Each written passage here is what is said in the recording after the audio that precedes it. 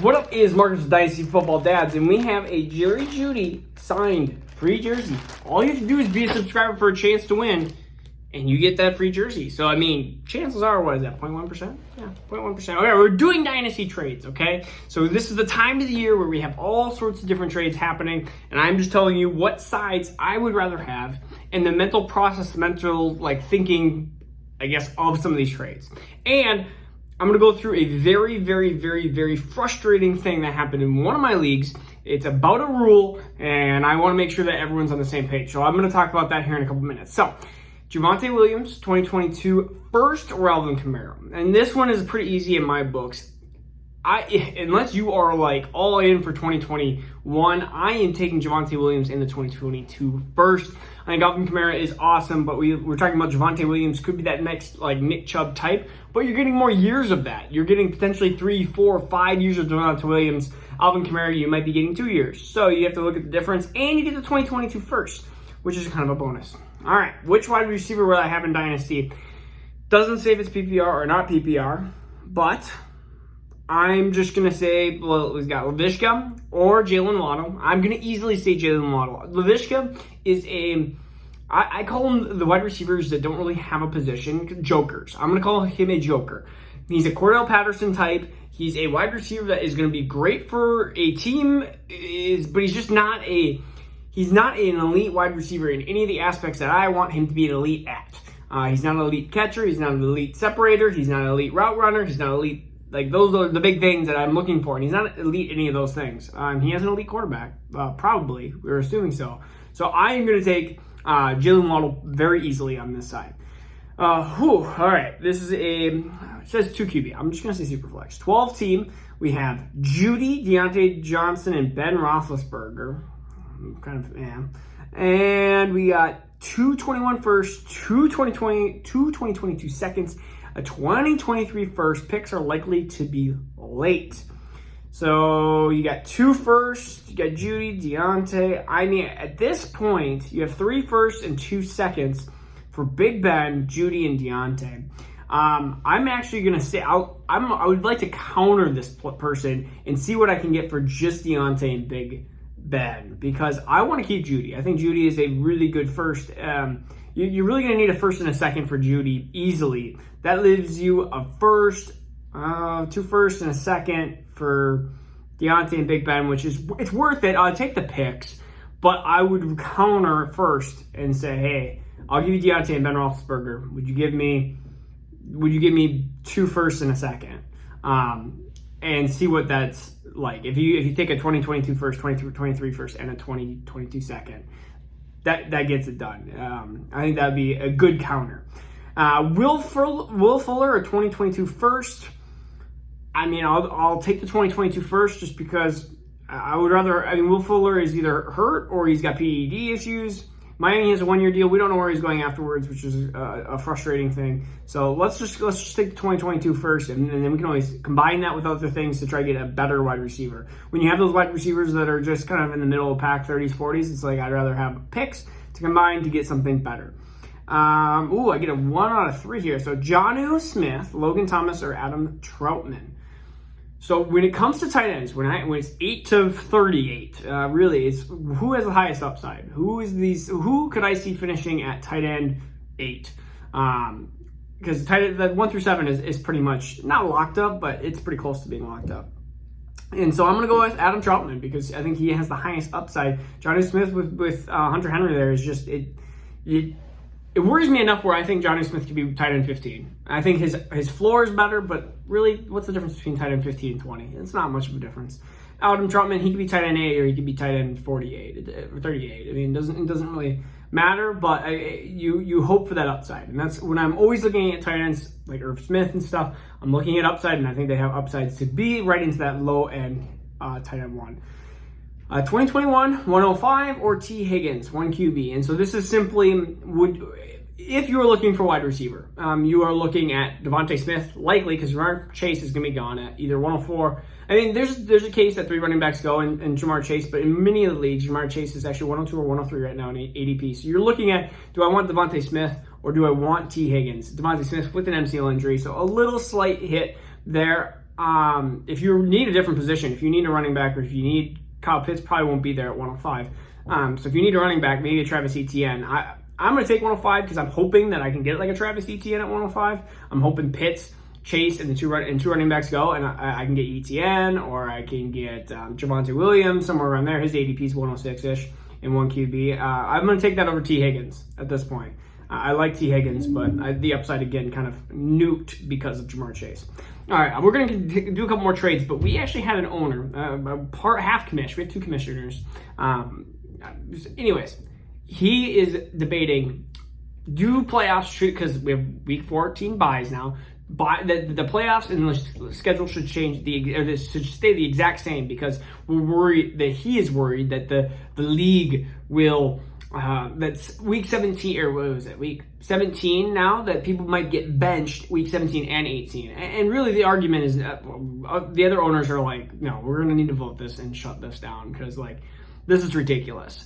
The other commissioner was like, we're going to send an email, and there's 16 teams, and we're going to have 15 of us say, like, you're an idiot. We're going to switch it from playoffs from week 14 to 14, 15, 16 to 15, 16, 17.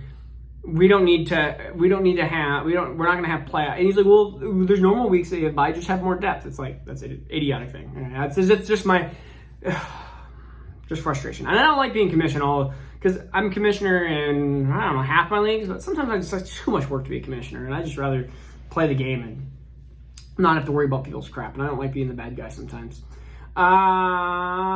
Rodgers or Watson? I think I did this one before. I will take Rodgers if you need a player this year, Watson if you need a player 2 years down the road, 3 years down the road, kind of that type of dynasty thing. All right, we got Darren Waller, 2022 first, 2.04 Irv Smith. Darren Waller. Irv Smith is going to be fine, 2022 first, don't know where that is. This is just, you're taking a really good asset and you're kind of splitting into three. 2.04 is a big maybe. Irv Smith, I mean, this is not, it doesn't say super flex, I'm just going to assume one key. So 2.04, you're talking about Terrace Marshall, 21st maybe. You're talking about three maybe assets versus one guy that you know can be a difference maker.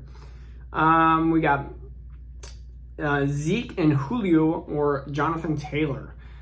12-team PPR. I'm going to just stick with Jonathan Taylor. I think Julio is going to be an awesome wide receiver for maybe this year.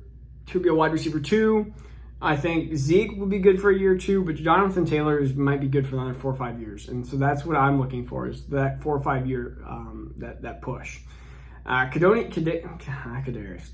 Toney and Cam Akers. I am going to go with, I'm just going to go with Cam Akers. I'm not a Toney fan, and so Cam Akers, I would rather have the upside that maybe Cam Akers comes back and is a really good running back at that point. All right, Rondell Moore, Marquis Brown. Why is this question even being asked? This is Rondell Moore. Marquis Brown is not a top 50 wide receiver in Dynasty. I think honestly, you might even see him be cut in some leagues. That is how, he's hurt right now, but he's wide receiver maybe 3. He's behind Andrews. He's behind Rashad Bateman. He might even be behind. Tylen Wallace will probably fight him for part of that. And you already got J.K. Dobbins, and they don't pass a lot. So, Rondell Moore. Zeke 105. And then you have the opponent's single QB. So 107, 108, 208, and 2022 first. So you're moving back 2 spots.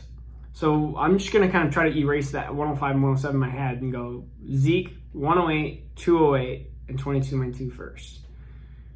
That would, that's good value for Zeke. I don't like giving up 105. That kind of hurts. So 208 is probably, so 107 and 208 probably get you 105. Probably in that area. So really it's 108. It's probably 2 first. It's 2 first for Zeke. I'm going to take it if it depends on your need. If you need running backs, Zeke and 105 is what you need, because you're going to get Zeke and maybe Etienne or maybe Javonte Williams, or 107, 108, 208, and 22 first is probably a bunch of wide receivers. So, do you need running backs or do you need wide receivers? That's a big key. It's good value for Zeke. You're getting 2 firsts out of there, but you're giving up 105. I don't like the 105 switch. If you could just do Zeke for 108 and 2022 first and keep 105, I like that trade better because I don't need 107 and 2.08. Especially if you need a running back. If you need a running back and you're giving up Zeke and 105, you're not going to get a running back in return. And when I give up a really, really good running back like Zeke, Kamara, Henry, and what I'm doing like this next year or two, I am looking at getting a running back in return or an opportunity to get a running back in return plus something. So I'm looking at getting either one of the sophomore running backs, CH, Dobbins, Swift, Antonio Gibson. I'm looking at that, or I'm looking at getting a young pick. So you're talking about 101 to 104, 105 maybe, depending on if you think that Jamar Chase is going to get taken before one of the 3. And Kyle Pitts is in there, of course, too. So 104 is like kind of the area that I like to be in, plus something. So I'm looking at, let's go back up there. So like if I'm trading Zeke, I'm looking at getting 104 plus 202 or 104 plus a wide receiver that is like a middle round guy, like Robbie Anderson or something like that. And maybe that's a bad example because he's a little bit older. So maybe I'm looking for like Curtis Samuel or something along those lines. So that is what I'm looking at when I'm getting Zeke. All right, let's go last one. 40 man roster. I thought this was 40 teams. 12 team, 1 QB. Who would you prefer?